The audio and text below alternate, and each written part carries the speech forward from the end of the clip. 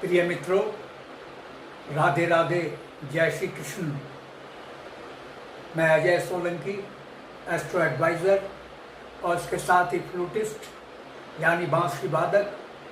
आज के ज्योतिष एपिसोड में अपने एस्ट्रो चैनल में मैं आपका हार्दिक स्वागत करता हूं। मित्रों,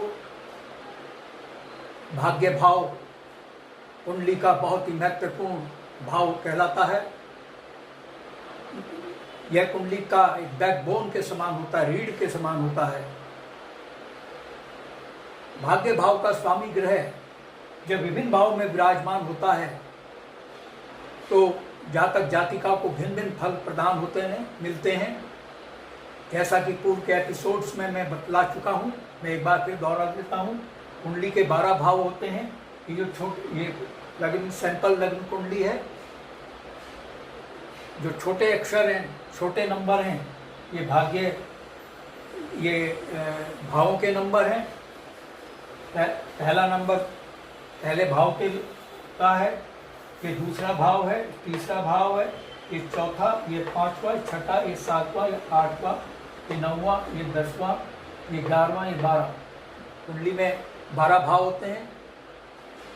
भावों के स्थान फिक्स होते हैं, ये स्थान परिवर्तन नहीं करते, लेकिन ग्रह और राशियां स्थान परिवर्तित करती हैं। ग्रह राशियों के स्थान फिक्स नहीं होते। आप कैसे पहचानेंगे कि आपके भाग्य भाव का स्वामी ग्रह कौन है? नवम भाव भाग्य भाव कहलाता है, जो कि त्रिकोण का भाव है, बहुत महत्वपूर्ण भाव है। त्रिकोण का भाव कुंडली का बहुत ही महत्वपूर्ण, सबसे अधिक महत्वपूर्ण भाव कहलाता है, ये नवम भाव। इस भाव में जो राशि विराजमान होगी उसका स्वामी ग्रह भाग्य भाव का स्वामी ग्रह कहलाएगा। अगर नवम भाव में मेष या वृश्चिक राशि में से कोई राशि विराजमान है, मेष वृश्चिक राशि का स्वामी ग्रह मंगल होते हैं, तो भाग्य भाव के स्वामी मंगल देव कहलाएंगे। यदि नवम भाव में ही कर्क राशि विराजमान है, चूंकि कर्क राशि के स्वामी चंद्रदेव होते हैं, आपके भाग्य भाव के स्वामी चंद्रदेव कहलाएंगे। इसी प्रकार से यदि कन्या या मिथुन राशि विराजमान है तो इन राशियों के स्वामी बुधदेव होते हैं। बुधदेव आपके भाग्य भाव के स्वामी ग्रह कहलाएंगे। और यदि कुंभ या मकर दोनों में से कोई एक राशि विराजमान है तो भाग्य भाव के स्वामी शनिदेव कहलाएंगे, क्योंकि शनिदेव कुंभ और मकर राशि के स्वामी होते हैं। और यदि धनु या मीन में से कोई राशि, एक भी राशि विराजमान है धनु या मीन में से, तो आपके भाग्य भाव के स्वामी बृहस्पति देव कहलाएंगे, क्योंकि बृहस्पति देव धनु और मीन राशि के स्वामी ग्रह होते हैं। और यदि तुला या वृष राशि में से कोई एक राशि विराजमान है नवम भाव में, तो आपके भाग्य भाव के स्वामी शुक्रदेव कहलाएंगे, क्योंकि शुक्रदेव मीन और क्षमा करें, क्योंकि शुक्रदेव तुला और वृष राशि के स्वामी ग्रह कहलाते हैं। और यदि सिंह राशि विराजमान है नवम भाव में, तो चूंकि इस राशि के स्वामी सूर्यदेव हैं, तो आपके भाग्य भाव के स्वामी सूर्यदेव कहलाएंगे। नवम भाव में कोई सी भी राशि विराजमान हो सकती है, मेष भी हो सकती है, वृश्चिक भी हो सकती है, मेष, वृष, कुंभ, तुला, मीन एंड सो ऑन, कोई भी राशि इसमें विराजमान हो सकती है। जो भी राशि विराजमान है उसका स्वामी ग्रह, जो भी राशि नवम भाव में आपकी लग्न कुंडली के नवम भाव में विराजमान है, उसका स्वामी ग्रह आपका भाग्य भाव का स्वामी ग्रह कहलाएगा।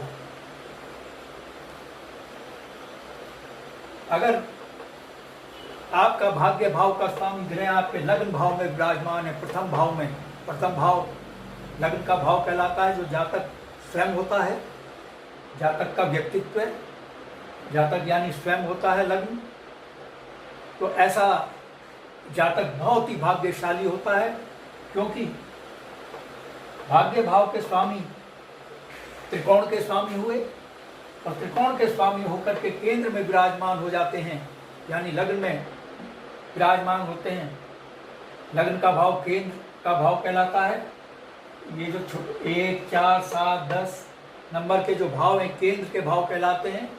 ये भी बहुत ये त्रिकोण के बाद महत्वपूर्ण भाव होते हैं, यानी केंद्र और त्रिकोण दोनों ही महत्वपूर्ण भाव होते हैं।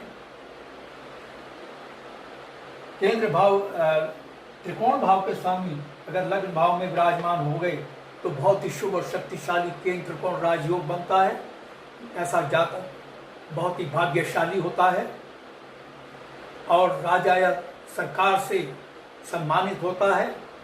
उसका आचरण बहुत अच्छा होता है, सदाचरण होता है, सच्चरित्र होता है, उसका चरित्रवान होता है और बहुत ही सुंदर होता है, विद्वान होता है और समाज में बहुत ही लोकप्रिय होता है। समाज में उसकी मान प्रतिष्ठा होती है, उसमें नेतृत्व करने की क्षमता और शक्ति दोनों विद्यमान होती है। उसको हर प्रकार का जीवन में सुख मिलता है। जिस किसी भी कार्य क्षेत्र में है उस कार्य क्षेत्र में वह सफलता की बुलंदी पर पहुंचता है। बिजनेस में है तो बिजनेस के क्षेत्र का सिरमौर होगा। नौकरी में है तो उसकी पदोन्नति कभी रुकती नहीं है, उच्च पदस्थ होता है वो। और राजनीति में है तो उसको मंत्री पद मिलता है या अपने राजनीतिक दल में उच्च पद उसको मिलता है। उसका वैवाहिक जीवन बहुत सुखमय होता है, उसको मनचाहा जीवन साथी मिलता है। उसका पारिवारिक वैवाहिक जीवन बहुत ही सुखमय होता है। आइए अगला भाव लेते हैं, द्वितीय भाव। यदि आपके भाग्य भाव के स्वामी ग्रह द्वितीय भाव में विराजमान हो जाते हैं, आप अपनी लग्न कुंडली खोल के देखिए कि आपके भाग्य भाव के स्वामी कौन से भाव में विराजमान हैं। यदि भाग्य भाव के स्वामी द्वितीय भाव में विराजमान होते हैं, ऐसा जातक भी बहुत ही लोकप्रिय और विद्वान होता है, धनी होता है, लेकिन उसमें कामुकता अधिक होती है। लग्न कुंडली ऐसे जातक को सावधान करती है जिसके भाग्य भाव के स्वामी द्वितीय भाव में हैं, तो वह अति कामुकता से बचे। सामाजिक वर्जनाओं, सामाजिक मान्यता, नैतिक मूल्यों का अतिक्रमण ना करे। एक सीमित मात्रा में कामुकता तो ठीक है, लेकिन नैतिक मूल्यों की कीमत पर सामाजिक वर्जनाओं, सामाजिक मान्यताओं की कीमत पर कामुकता को अपनाना उसके लिए हानिकारक साबित हो सकता है। लग्न कुंडली जातक को सावधान करती है। ऐसे जैसे मैं पहले बताया, लग्न कुंडली डराने का कार्य नहीं करती, ये सावधान करती है। यदि सावधान अपनाएंगे तो आप अशुभता से बचे रहेंगे। जिस जातक की लग्न कुंडली के द्वितीय भाव में भाग्य भाव के स्वामी विराजमान होते हैं, ऐसे जातक की बचत में दिन दूनी रात चौगुनी रफ्तार से वृद्धि होती है, क्योंकि द्वितीय भाव बचत का भाव है। तो ऐसा जातक मितव्ययी होता है, वो कंजूस नहीं होता। कंजूस और मितव्ययिता में फर्क है। मितव्ययी वो होता है जो आलतू फालतू खर्चों से बचता है, लेकिन उन खर्चों को करता है जो प्रोडक्टिव एक्सपेंसेस होते हैं, यानी जिनको खर्च करने से उसको लाभ होता है, उसकी समृद्धि में और अधिक अभिवृद्धि होती है, उसकी बचत में वृद्धि होती है। और कंजूस वो व्यक्ति होता है, वो खर्चे भी नहीं करता जिनसे उसको लाभ होता है, और आलतू फालतू उसको खर्चे तो करता ही नहीं, लेकिन बहुत ज़रूरी खर्चे भी नहीं करता, वो कंजूस होता है। तो जिस जातक की लग्न कुंडली के द्वितीय भाव में उसके भाग्य भाव के स्वामी विराजमान होते हैं, ऐसा जातक मितव्ययी होता है। उसके पास फिक्स डिपॉजिट होता है, ज्वेलरी उसके पास काफ़ी होती है, गहने वगैरह काफ़ी होते हैं, जेवरात उस पर होते हैं, फिक्स डिपॉजिट काफ़ी होती है, यानी और बचत उसको काफ़ी होती है फिक्स डिपॉजिट्स के रूप में, और सेविंग स्कीम में वो काफ़ी पैसा इन्वेस्टमेंट करता है। बचत, चूँकि उसकी आय बहुत अच्छी होती है। द्वितीय भाव परिवार का भी भाव है, उसको पारिवारिक सुख मिलता है, पारिवारिक जीवन उसका बहुत सुखमय होता है, परिवार के सदस्यों में बेहतर तालमेल होता है और परिवार के सदस्य एक दूसरे के प्रति आदर भाव रखते हैं, लगाव रखते हैं एक दूसरे के प्रति, और ऐसे जातक को पत्नी सुख भी बहुत मिलता है, संतान सुख मिलता है। तृतीय भाव में आप लग्न कुंडली खोल के देखें कि भाग्य भाव के स्वामी आपकी कुंडली के कौन से भाव में विराजमान है। यदि तृतीय भाव में जातक की लग्न कुंडली के तृतीय भाव में भाग्य भाव के स्वामी विराजमान है, तो चूंकि तीसरे भाई छोटे भाई बहनों का भाव है, हालांकि ये तृतीय भाव अशुभ भाव होता है, परंतु नवम भाव का स्वामी यह शुभ फल इसलिए देता है क्योंकि इस भाव में स्थित होकर उसके नवम भाव में जिसका वह स्वामी होता है उस पर पूर्ण दृष्टि पड़ती है और पूर्ण दृष्टि से देखता है।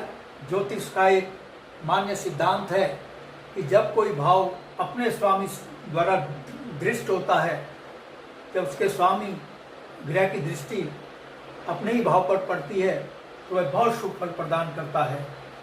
तो उसके छोटे भाई बहनों से संबंध बहुत अच्छे होते हैं और छोटे भाई बहन भी उससे बहुत अच्छे सहयोग करते हैं, उससे लगाव रखते हैं। धनी होता है ऐसा जातक, अपने कार्यों में चतुर होता है, कार्य व्यवहार में बहुत चतुर होता है और उसका आचरण बहुत अच्छा होता है और छोटी मोटी लाभकारी यात्राओं वह करता है, विशेषकर धार्मिक यात्राएं करता है। और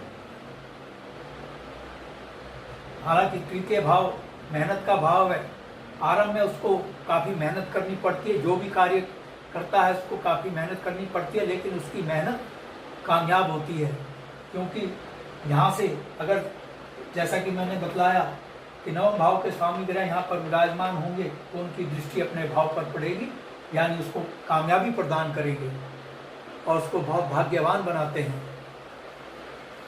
तृतीय भाव की अशुभता को वो समाप्त कर देते हैं। अपनी लग्न कुंडली खोल के देखिए आपकी लग्न कुंडली के कौन से भाव में आपके भाग्य भाव के स्वामी विराजमान हैं।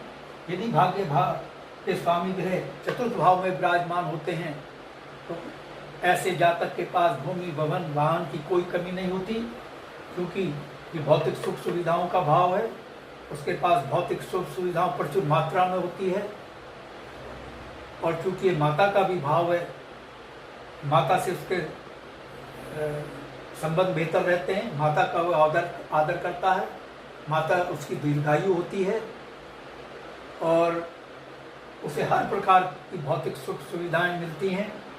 और ये जो भाव है शरीर के जो हार्ट का भी भाव है, ऐसा जातक दिल का रोगी नहीं होता, अगर हो भी जाता है तो उसको रोग से शीघ्र निदान मिलता है।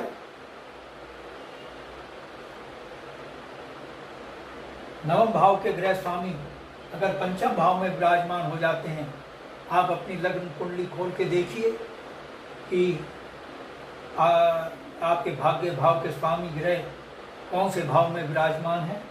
यदि भाग्य भाव के स्वामी ग्रह पंचम भाव में विराजमान होते हैं तो क्योंकि पंचम भाव संतान का भाव है, ऐसे जातक को संतान सुख मिलता है और जातक अपने गुरुजनों के प्रति आदर का भाव रखता है, उनके प्रति बहुत निष्ठावान होता है, बहुत चरित्रवान होता है और उसकी प्रवृत्ति धार्मिक होती है, वो आध्यात्मिक होता है।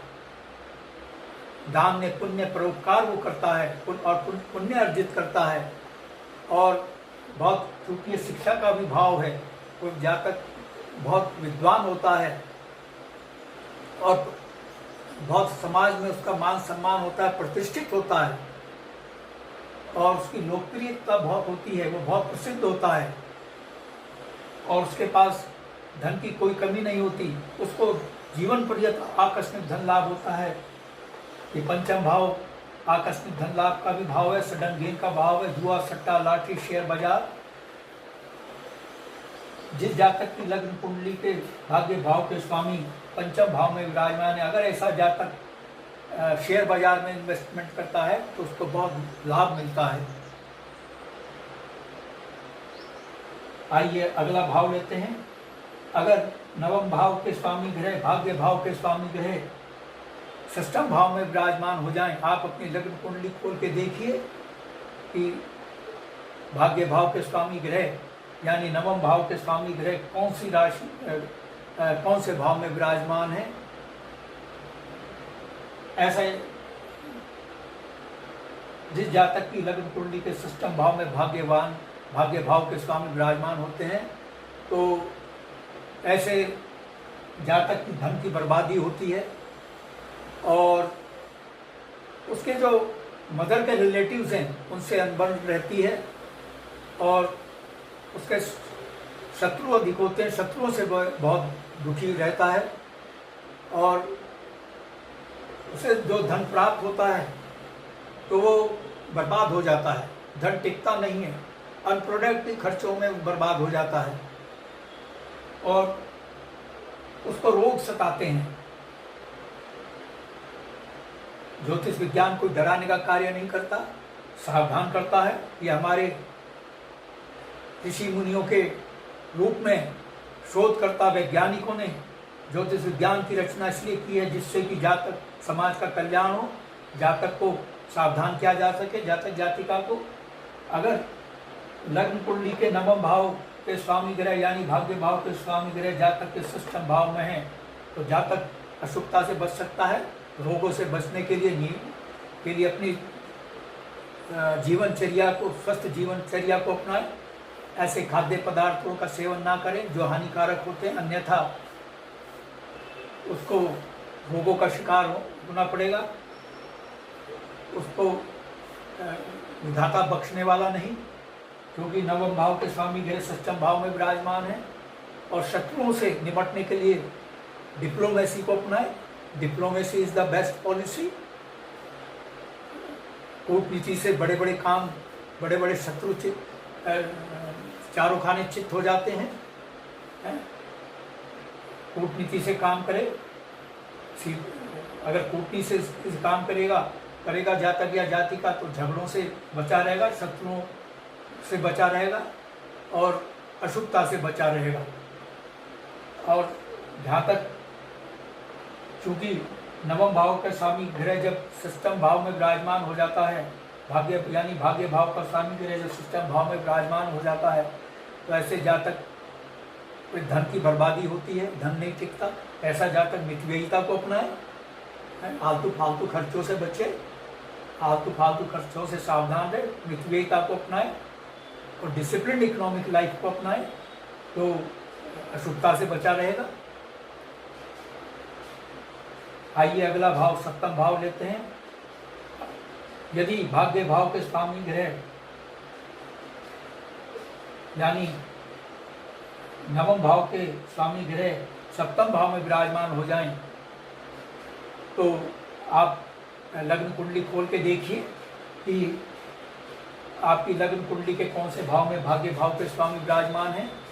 मैंने आरंभ में बता चुका हूँ कि आप कैसे पहचानेंगे कि आपका भाग्य भाव का स्वामी ग्रह कौन है। वीडियो के आरंभ में ही मैं बतला चुका हूँ, बार बार बतलाने से वीडियो बहुत लंबा हो जाएगा, वीडियो की लिमिटेशन होती है। यदि नवम भाव के स्वामी ग्रह यानी भाग्य भाव के स्वामी ग्रह सप्तम भाव में विराजमान हो जाएं तो ऐसे जातक का भाग्य उदय होता है, लेकिन विवाह के बाद होता है। विवाह के बाद प्रबल भाग्य उदय होता है, उसको मनचाहा जीवन साथी मिलता है और बहुत ही प्रसिद्ध और लोकप्रिय होता है। ऐसा जातक का जो बिजनेस पार्टनर होता है बहुत ही विश्वसनीय होता है, बिजनेस में काफ़ी उन्नति करता है वो। अगर जातक बिजनेस में है तो उसका बिजनेस को भारी ग्रोथ मिलती है, बिजनेस से के द्वारा भारी मुनाफा अर्जित करता है, उसके धन में कोई कमी नहीं होती और वैवाहिक जीवन उसका बहुत सुखमय होता है और समाज में उसका मान सम्मान काफ़ी होता है। क्योंकि यहाँ पर भाग्य भाव के स्वामी उसके सप्तम दृष्टि लग्न भाव पर पड़ती है उसमें नेतृत्व करने की क्षमता और शक्ति दोनों होती है। भाग्य भाव के स्वामी यानी नवम भाव के स्वामी ग्रह अगर अष्टम भाव में विराजमान हो जाएं, आप अपनी लग्न कुंडली खोल के देखें कि कौन से भाव में भाग्य भाव के स्वामी ग्रह विराजमान है। यह स्थिति जो होती है, मैंने बतलाया, जैसे कि भाग्य भाव के स्वामी ग्रह अगर अष्टम भाव में विराजमान हो जाए तो यह स्थिति बहुत ही अशुभ होती है, क्योंकि ऐसा जातक हर प्रकार से अभागा होता है। यह नवम भाव के स्वामी ग्रह की सबसे अधिक अशुभ स्थिति है, क्योंकि नवम भाव सबसे अधिक अशुभ भाव कुंडली का भाव माना गया है। यह असाध्य रोग, दुर्घटना, मृत्यु तुल्य कष्ट आदि का भाव माना गया है। तो और अष्टम से द्वादश होने के कारण उसका ये व्यय भाव भी है। तो जैसा कि मैंने बतलाया, ज्योतिष विज्ञान का कार्य जातक को, जातिका को डराना नहीं है, उसको सावधान करना है। वह अप्रिय दुर्घटना से बचने के लिए सड़क सुरक्षा नियमों का पालन करे और जोखिम ना दे, जिससे दुर्घटना घटे। ऐसा जोखिम न भरा कार्य ना करे। एक्सपीडिशन से बचे, अति आत्मविश्वास से बचे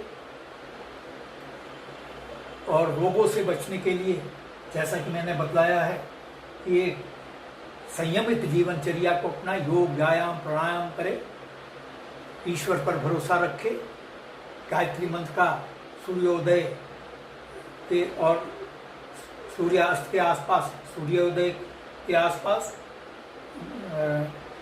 6 बार गायत्री मंत्र का जाप करें और सूर्यास्त के समय के आसपास ही गायत्री मंत्र का 6 बार जाप करें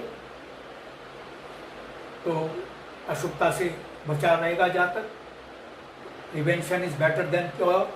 सावधानी अगर जातक अपनाएगा तो अशुभता से बचा रहेगा। यदि भाग्य भाव के स्वामी ग्रह नवम भाव यानी अपने ही भाव में विराजमान हो जाएं, तो ऐसी स्थिति में भाग्य भाव का स्वामी स्व राशि में होगा। यह स्थिति बहुत ही जातक जातिका के लिए भाग्यशाली स्थिति है।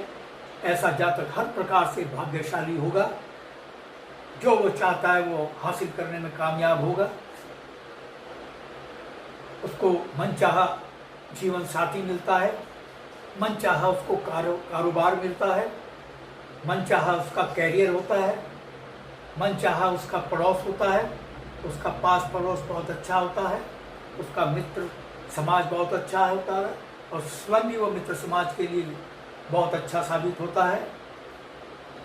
उसका वैवाहिक जीवन, पारिवारिक जीवन बहुत सुखमय होता है, बहुत ही लोकप्रिय होता है और ऐसा जातक दीर्घायु और ऐश्वर्यवान होता है।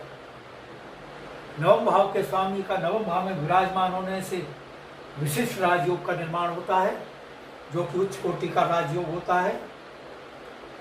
ऐसे जातक को जीवन में हर प्रकार के सुख मिलते हैं, कष्ट का सामना उसे नहीं करना पड़ता। मैं तो यूँ कहूँगा, ऐसा जातक, सच जातक is born with a silver spoon in his mouth. तो ऐसे जातक मान सम्मान अर्जित करता है, उसका पिता दीर्घायु होते हैं और जातक विदेश यात्रा करता है तो विदेश में उच्च शिक्षा प्राप्त करने के उसको अवसर प्राप्त होते हैं। उसके पास धन वैभव की कोई कमी नहीं होती है। आइए अगला भाव लेते हैं।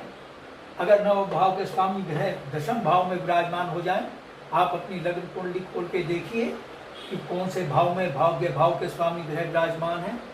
यदि नवम भाव यानी भाग्य भाव के स्वामी ग्रह दशम भाव में विराजमान हो जाएं, तो ऐसा जातक राजा समान होता है, या तो मंत्री होता है और उसके मंत्री, प्रधानमंत्री, राष्ट्रपति बनने के योग होते हैं।